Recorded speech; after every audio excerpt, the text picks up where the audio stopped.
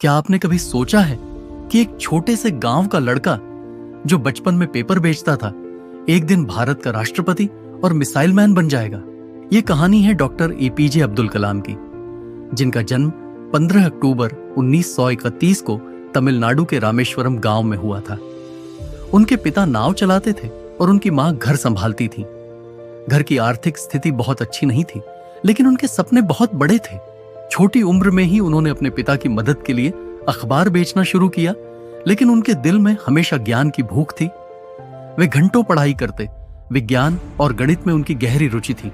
जब वे स्कूल में थे तो उनके शिक्षक सुब्रमण्यम अय्यर ने उन्हें उड़ते हुए पक्षियों को देखकर इंस्पायर किया। तभी उनके मन में पहला सपना जगा, मैं उड़ान भरूंगा। और यह सपना उन्हें एरोस्पेस इंजीनियर बनने की ओर ले गया। लेकिन रास्ता आसान नहीं था। जब उन्होंने आईआईटी में एडमिशन के लिए एग्जाम दिया तो वे सिलेक्ट नहीं हो पाए, पर उन्होंने हार नहीं मानी और मद्रास इंस्टीट्यूट ऑफ टेक्नोलॉजी में दाखिला लिया।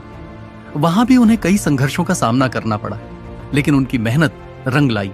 उन्होंने अपनी पढ़ाई पूरी करने के बाद भारतीय रक्षा अनुसंधान संगठन DRDO में काम करना शुरू किया। लेकिन उनका सपना बड़ा था। वे भारत को मिसाइल टेक्नोलॉजी में आगे ले जाना चाहते थे।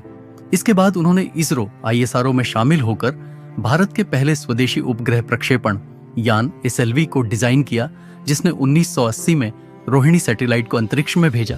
यह भारत के लिए गर्व का पल था।